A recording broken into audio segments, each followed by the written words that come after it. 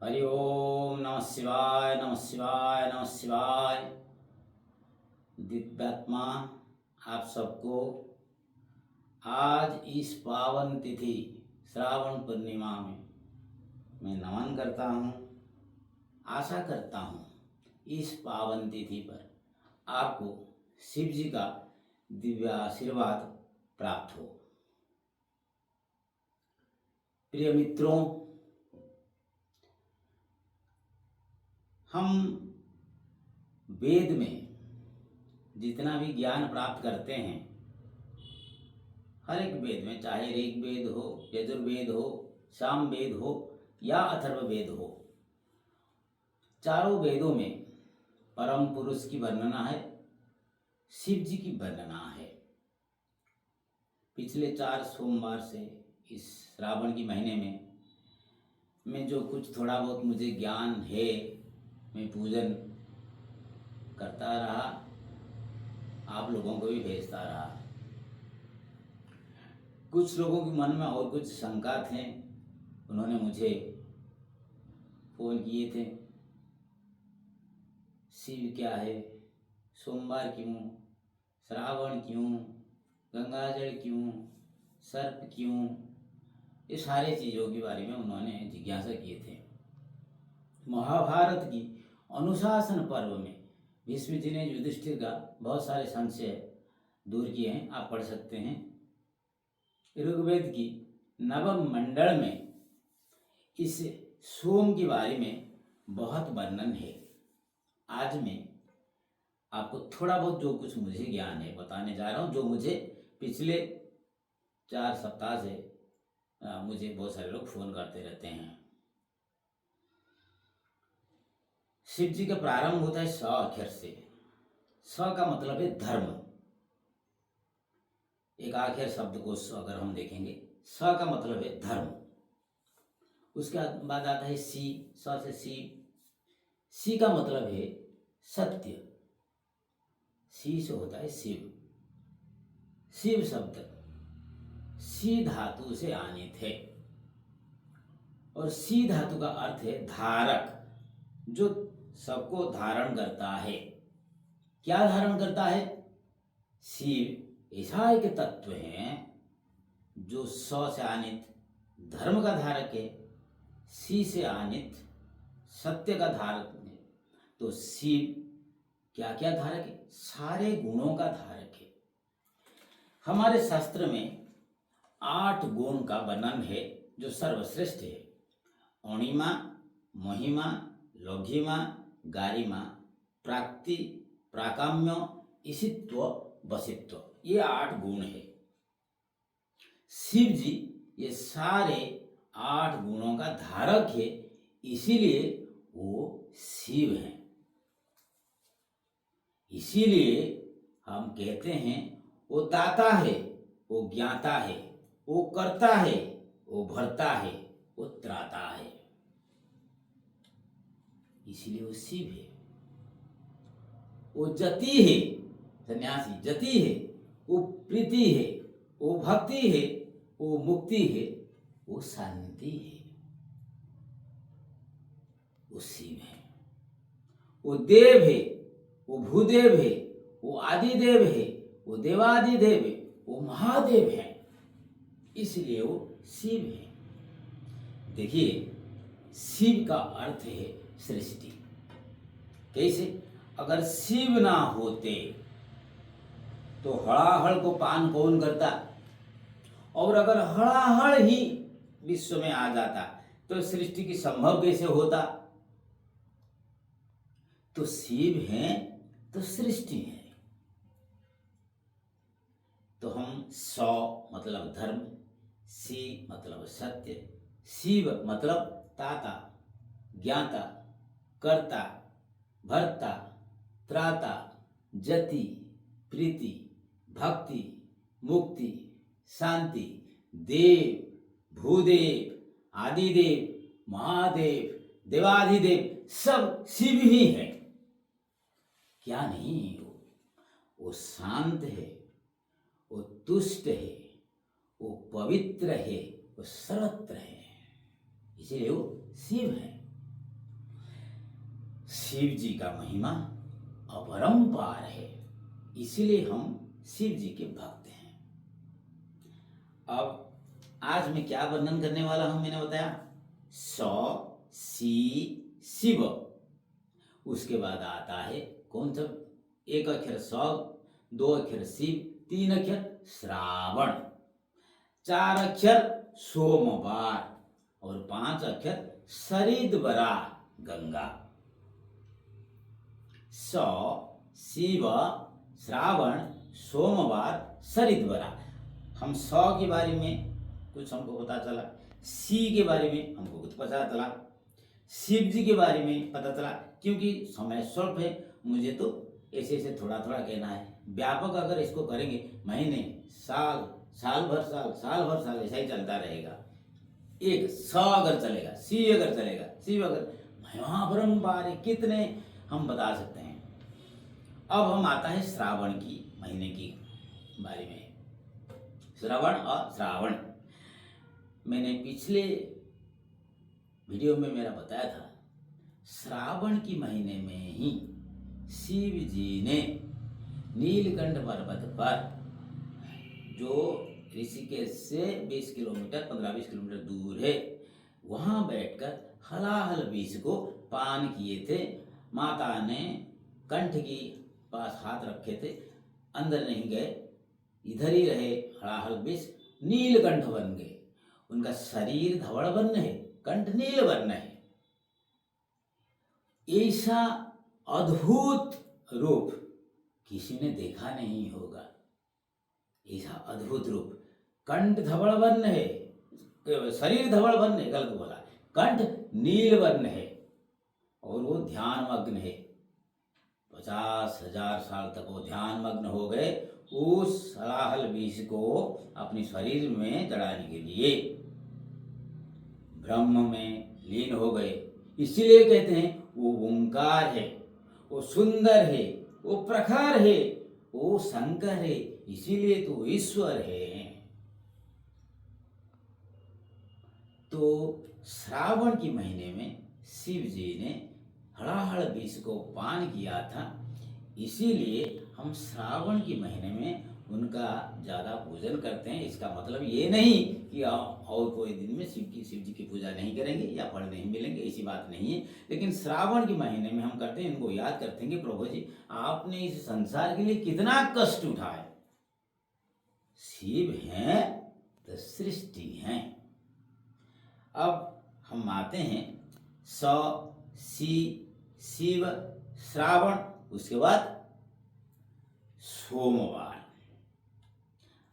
ये सोमवार के बारे में बहुत सारे लोगों ने मुझे पूछा, सोमवार ही क्यों हम शिव मंदिर जाएं, सोमवार ही क्यों जल चढ़ाएं, सोमवार ही क्यों हम बिल्वपत्र दें, सोमवार ही क्यों हम खीर ढालें। तो या तो खीर दो, या तो जल दो, या बिल्वपत्र दो, प्रार्थना करो, जप करो, तप करो, मंत्र दो, कुछ भी करो, सोमवार क्यों? इसके बारे में मैं थोड़ा आपको बताता हूं। सृष्टि की सृजना हुई, नारायण की नाभि कमल से ब्रह्मा जी आ गए। ब्रह्मा जी अपनी मन से अत्रि मुनि की उत्पत्ति किए। अत्रि मुनि से पुत्र उत्पन्न हुआ जिसका नाम हुआ चंद्र। तो चंद्रदेव ने दक्ष की 27 कन्या थे, जो है हमारे 27 नक्षत्र। तो दक्ष जी ने चंद्र को अपनी 27 कन्या विवाह दे दी। उनमें से सबसे ज्यादा सुंदरी थे रोहिणी। तो चंद्र का रोहिणी के साथ 27 पत्नी उनके थे, लेकिन रोहिणी के साथ थोड़ा ज्यादा संबंध हुआ। नारी चरित्र आपको मालूम है। 26 कन्याएं पिताजी को, दक्ष जी को जाकर अपनी जो बाधा, अपनी जो कष्ट मन में जो हुआ, बता दे कि पिताजी चंद्रदेव रोहिणी से ज्यादा प्यार करते हैं, हमें कम, पिता पिता होते हैं। तो उन्होंने क्या किया, दक्ष ने चंद्र को अभिशाप देकर नष्ट कर दिया। चंद्रदेव नष्ट हो गए। अब यहां मैं बताना चाहता हूं, चंद्र है अमृत कारक। चंद्र, चंद्रमा अमृत देते हैं विश्व को। जब चंद्र ही नहीं रहे, अमृत नहीं रहा, अमृत नहीं रहेगा तो संभव नहीं होगा। देवलोक में हाहाकार हो गया, मर्त्यलोक में हाहाकार हो गया, तो सब जाकर नारायण जी से प्रार्थना की कि दक्ष की शाप से चंद्रदेव नष्ट हो गए, अब ये संसार ध्वंस हो जाएगा। तो नारायण ने कहा ठीक है, चंद्र की इस अवस्था में तो हम पुनर्जन्म नहीं दे सकते, लेकिन अमृत तत्व धारक चंद्र का आकार और एक दूसरा अवस्था में हम विश्व को ला सकते हैं, वो समुद्र में छुपे हुए हैं। तो समुद्र मंथन किया जाए। देव दानव, क्योंकि दानव भी मर रहे हैं।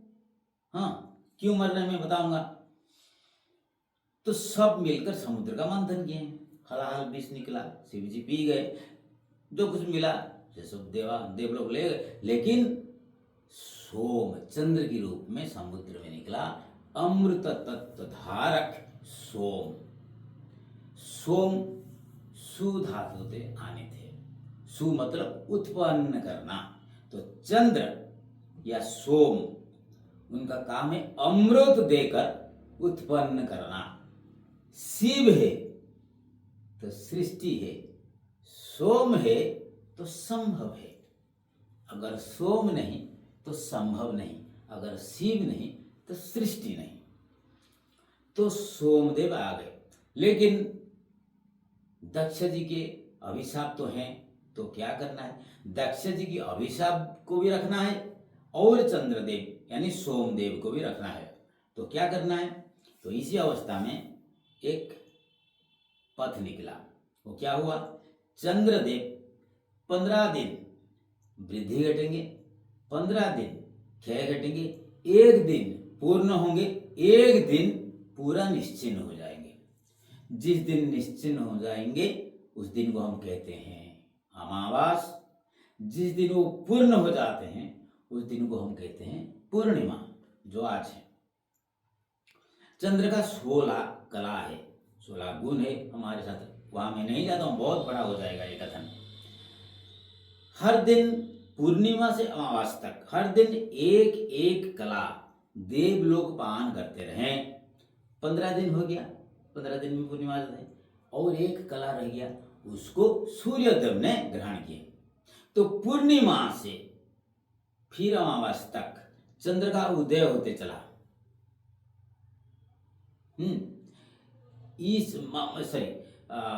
अमावास से पूर्णिमा तक चंद्र का उदय होता चला।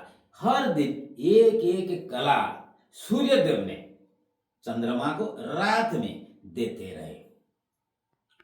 उस अमृत को जीव जगत ने पान किया।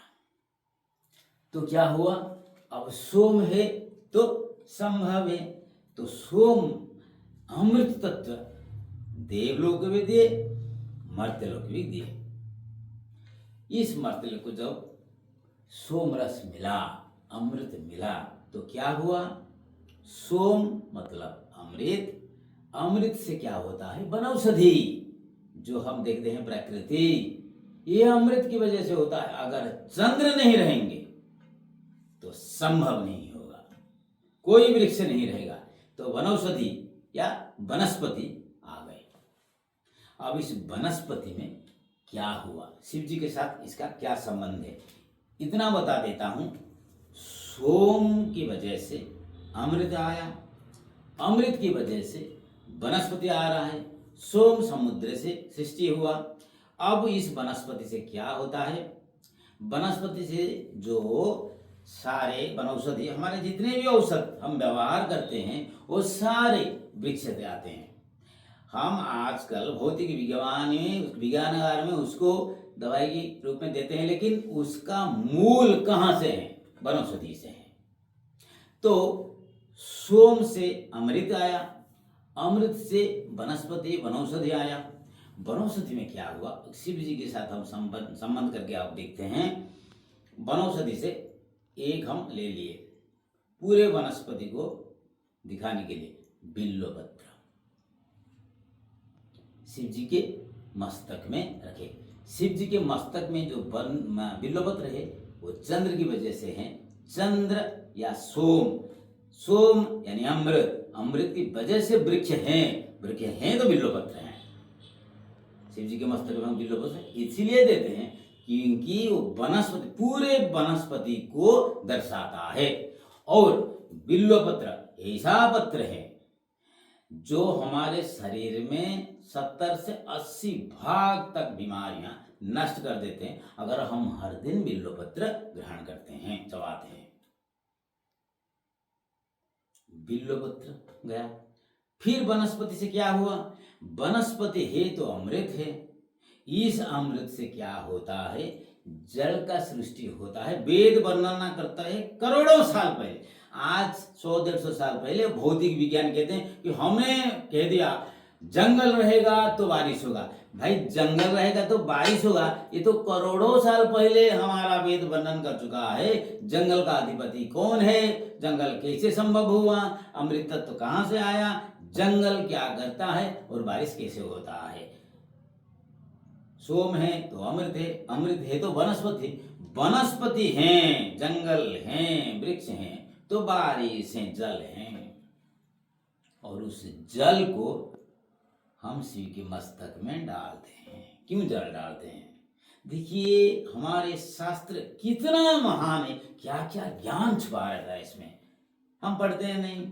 ये बेकार की किताब पढ़ के 2-4 लाइन याद रख के कोई एक नौकरी करके गुजर जाते हैं कि इसको पता नहीं चलता का शिवोहम। ये ज्ञान लेना चाहिए, कितना अद्भुत है और कितना अमृतमय है। तो वनस्पति हैं तो बारिश है, बारिश है तो जल है, जल है तो उस जल को हम शिव जी की मस्तक पर चढ़ाते हैं। बिल्वपत्र क्यों चढ़ाते हैं? पूरे वनस्पति को दर्शाने की, प्रकृति।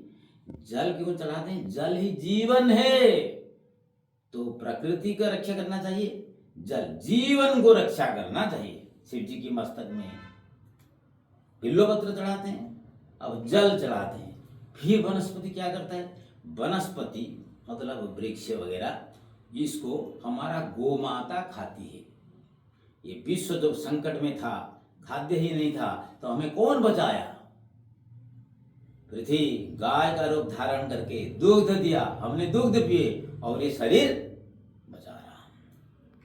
वनस्पति से हमारे गाय क्या खाते हैं? खाद्य खाते हैं। गाय खाद्य खाने के बाद हमें क्या देते हैं? गौ माता हमारे माता क्या देते हैं? दुग्धपान कराते हैं, हम दुग्ध देते हैं। उस दुग्ध को हम लेकर शिव जी की मस्तक में चढ़ाते हैं, मतलब माता की रक्षा के लिए। बिल्वपत्र प्रकृति की रक्षा करो, जल जीवन, ये जीवन जो है ना सबका, जीवन को सम्मान दो, रक्षा करो। दुग्ध अमृत यानी माता का सम्मान दो, माता की रक्षा करो। शिव जी का तथ्य है।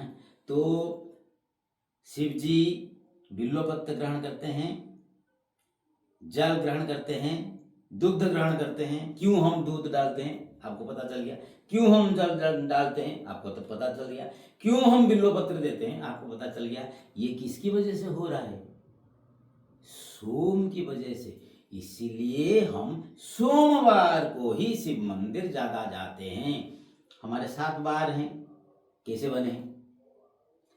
रवि सूर्य की वार, सोमवार चंद्र की वार, मंगल बुध, उस पर गुरु बृहस्पति, शुक्र और शनि।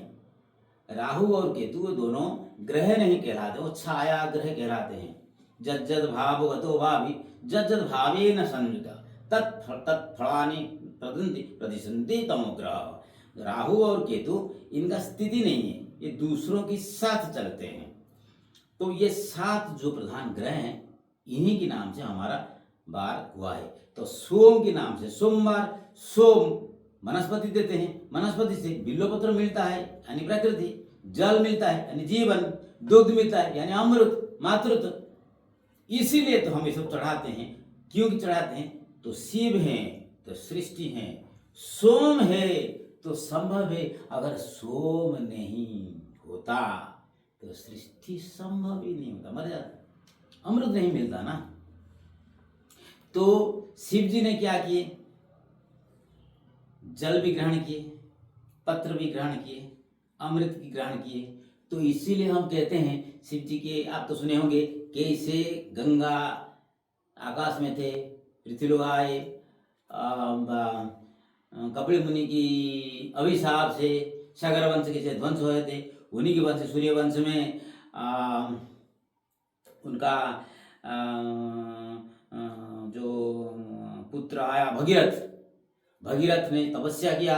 भगीरथ की तपस्या की वजह किस किस को तपस्या नहीं किया, ब्रह्मा जी को किए, शिव जी को किए, गंगा माता को किए, नारायण को किए, जन्नू ऋषि को किए, किस किस को तपस्या उन्होंने नहीं किया। रास्ते जो जो रुकावट भी आया तो गंगा माता आए, कहाँ से आएंगे, स्वर्ग से आएंगे, कहाँ तक आएंगे, मरते तक आएंगे। वो जो धार प्रखर धार होगा उसको संभालेगा कौन, उसको संभालेगा कौन, शिव जी। इसीलिए तो शिव जी का एक नाम है प्रखर। वो ओंकार है, वो सुंदर है, वो प्रखर है, वो शंकर है, वो ईश्वर है। सिर्फ शिव जी संभाल सकते हैं। कैसे संभालेंगे, तो शिव जी ने क्या किया, देखो प्रकृति के पहले से ही ये सब सारे व्यवस्था है, शिव जी के जटा है, जट धातु से जटा, जट मतलब सबको एकत्रित करना। तो जल धारा जो आएगा सबको वो एकत्रित करेगा। तो गंगा जी आए, वो जटा में समाए, तो गंगा यहाँ रहे। चंद्र आए तो उनको चंद्र का जो अभिशाप है वो नष्ट हो जाएंगे पूरी तरह, नहीं बढ़ते रहेंगे गिरते। तो चंद्र को शिव जी ही धारण किए। क्यों, शिव जी विष पान किए, मृत्युंजय बने। शिव जी काल को ग्रास लिए, महाकाल बन गए। देखो सारे देवता लोग जब वो विष पान किए तो कम से कम तो एक बूंद अमृत तो दे सकते थे। शिव जी आपको बहुत कष्ट होगा, अमृत पान कर लो तो ये थोड़ा राहत हो जाएगा। नहीं, किसने दिया, नहीं दिया। इसीलिए त्याग ही बड़ा धन है। इसीलिए वो दाता है, वो सिर्फ देते हैं। इसलिए वो दाता है, क्योंकि वो दाता है, वो ज्ञाता है, वो करता है, वो भरता है, वो त्राता है। शिव है जो लेता है, ये सब ही नहीं हो सकता, वो ज्ञाता नहीं हो सकता, वो भरता नहीं हो सकता, वो करता नहीं हो सकता, वो त्राता नहीं हो सकता, वो दाता नहीं है ना। तो दाता है तो ज्ञाता है, ज्ञाता है तो करता है, करता है तो भरता है, भरता है तो त्राता है। तो गंगा जी आ गए, शिव जी की जटा में समा गए। गंगा रहे, जटा रहा, चंद्र भी रहे। और जो वासुकी को लेकर इतने बड़े कार्य हुआ था समुद्र मंथन, उन्होंने तपस्या किया कि फिर मैं, मेरे लिए कुछ नहीं, सबके लिए सब कुछ मिला ना, चलो तुम भी आ जाओ मेरे पास। उसको भी धारण किए। ये सब धारण करने के बाद वो दीप्तिमान बन गए। इसीलिए शिव को कहते हैं जटाधर, जटा है, गंगाधर, गंगा है, चंद्रधर, चंद्र है, फणीधर, सांप है, द्युतिधर, उनकी तरफ से द्युति निकलता है। ये तो शिव है। ये जटाधर है, गंगाधर है, चंद्रधर है, फणीधर है, वही तो द्युतिधर है। हम थोड़ी ही बन सकते हैं, हमारे पास वो कला कहाँ है। उनके पास अणिमा है, महिमा है, लघिमा है, गरिमा है, प्राप्ति है, प्राकाम है, ईशित्व है, बसित्व है। इसीलिए तो शिव है ना। उनके पास वो जति है, वो प्रीति है, भक्ति है, मुक्ति है, वो शांति है। इसीलिए तो शिव है ना। हाँ, शिव जी थोड़ी बदल सकते, वो पुरुष हैं, वो गिरीश हैं, वो महेश हैं, वो सुरेश हैं, वो विश्वेश हैं। इसीलिए वो शिव हैं। वो ओंकार है, वो सुंदर है, वो प्रखर है, वो शंकर है। इसीलिए तो ईश्वर हैं। वो दाता है, वो ज्ञाता है, वो भरता है, वो करता है, त्राता है। इसीलिए तो शिव है। वो जटाधर है, गंगाधर है, वो चंद्रधर है, वो फणीधर है, वो द्युतिधर है, वो देव है, भूदेव है, आदिदेव है, देवादिदेव है, महादेव है। इसीलिए तो शिव हैं। अब शिव जी का क्या गुण वर्णन करो। पत्र ग्रहण कर लिए, संसार के हित के लिए पूरे, हाँ, तो इसको इसके जल ग्रहण कर लिए संसार के लिए, दुग्ध ग्रहण कर लेने। तो शिव जी का गुण अगर मैं वर्णन करूं, वो त्रिपत्रधारी है, त्रिशाखा है पत्र, ऐसा पत्र कोई धारण नहीं करता। वो त्रिनेत्रधारी है और किसी के पास त्रिनेत्र नहीं है। वो त्रिशूलधारी है, त्रिशूल, और किसी के पास त्रिशूल नहीं है। वो त्रिगुण धारक है, सत्य, रज और तम, और वो त्रिलोकपति हैं, स्वर्ग, मर्त्य और पाताल। त्रिपत्र धारक, त्रिनेत्र धारक, त्रिशूल धारक, त्रिगुण धारक, त्रिलोक धारक हैं, इसीलिए थे वो शिव हैं। तो सौ धर्म, सी सत्य, शिव सत्य और धर्म की धारक, अष्टगुण धारक, संसार की धारक, वनस्पति की धारक, जीवन की धारक, अमृत की धारक शिव हैं। श्रावण की महीना बताया, सोमवार, क्यों सोमवार? सोम अर्थात अमृत अर्थात वनस्पति, इससे बिल्वपत्र, इससे जल, इससे दुग्ध, ये मिलता है। इसीलिए सोमवार को हम जाते हैं और शिव के मंदिर में शिव जी के ऊपर बिल्वपत्र चढ़ाते हैं, जल डालते हैं और दुग्ध डालते हैं। ये गया सी शिव, श्रावण, सोमवार। उसके बाद रहा सरिद्वरा, गंगा। मैंने बातों बातों में आपको बता चुका हूं, गंगा जी नारायण जी के पास थे। भूलोक आने के लिए, सगर वंश को रक्षा करने के लिए, सगर की जो कपिल मुनि से हुआ था, ये सब मैं बताने वाला नहीं हूं। तो गंगा जी आए मर्त्यमंडल, शिव जी की जटा में समाए, धीरे धीरे भगीरथ आगे चल रहा है, गंगा जी पीछे जा रहे हैं। जन्नू मुनि के आश्रम में चल गए तो जन्नू मुनि थोड़ा विरत होकर उनको पान कर लिए। फिर भगीरथ ने उनको तपस्या किए तो अपनी जांग से निकले, उनका नाम हो गया जाह्नवी। आगे सगर वंश तर गए। तो सरिद्वरा मतलब त्रिस्रोता, स्वर्ग मर्त्य पाताल, त्रिलोक में जिसका गति है, वो 7 भाग में विभक्त हुए और तीन भाग स्वर्ग चले गए, 3 भाग पाताल चले। एक धारा मर्त्य में बहता रहा, क्योंकि 7 धारा होता तो प्रखर हो जाता, कठोर हो जाता। तो इसको भगीरथ ने लेकर अपने पुरुष को शांत कर दिए, लेकिन वो शिव जी की मस्तक के माध्यम से आए। इसीलिए शिव जी की पूजन होता है, श्रावण में होता है, सोमवार को होता है, गंगा जल हम चढ़ाते हैं, खीर चढ़ाते हैं, बिल्वपत्र चढ़ाते हैं। ये है इस महीने के शिव जी की गाथा। फिर एक बार दोहराता हूं, शिव जी अच्छा लगता है। शिव जी अणिमा, महिमा, लघिमा, गरिमा, प्राप्ति, प्रागाम्य, ईशित्व, वसित्व, अष्टगुण धारक है। वो जति है, वो प्रीति है, वो भक्ति है, वो मुक्ति है, वो शांति है। वो जटाधर है, वो गंगाधर है, वो चंद्रधर है, वो फणिधर है, वो द्युतिधर है। इसीलिए तो शिव हैं।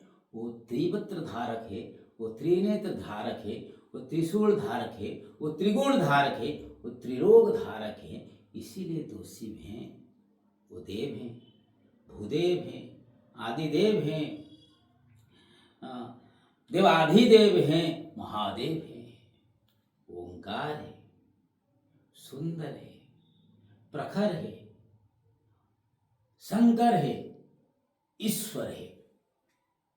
वो पुरुष हैं, वो गिरीश हैं, वो महेश हैं, वो सुरेश हैं, वो विश्वेश हैं।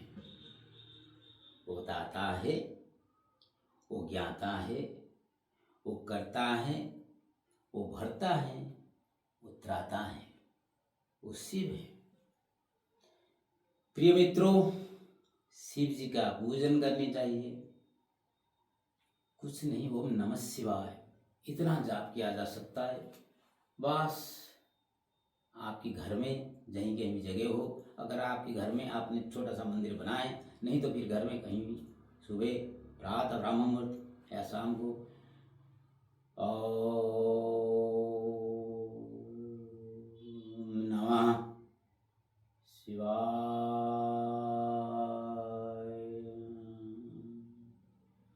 मन ही मन ये जाप सकते हैं।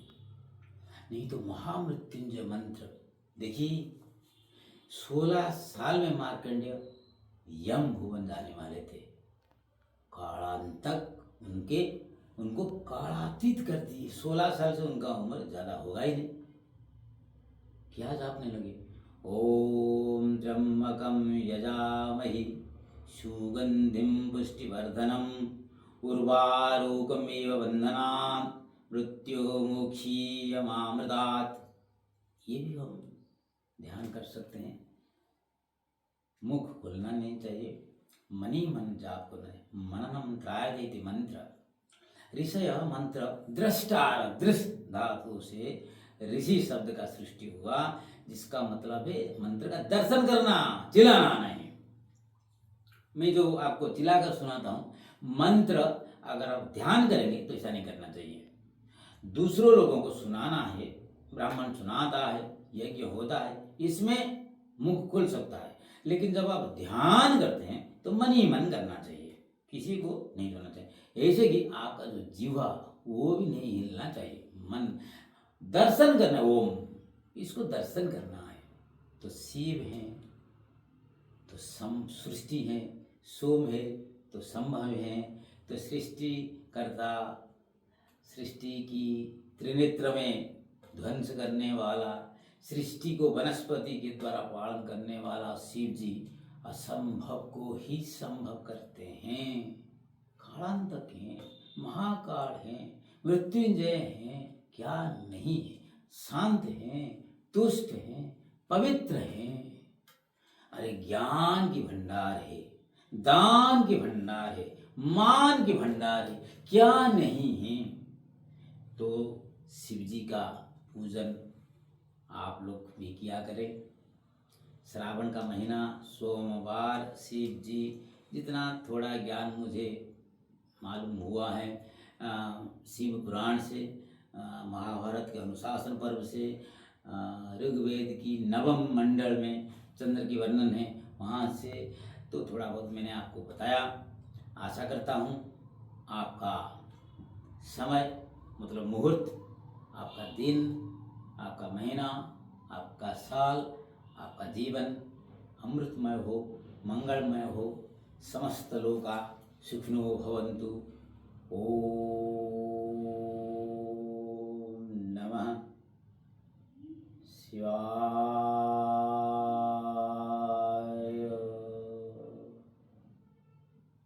नमः शिवाय, नमः शिवाय, नमः शिवाय।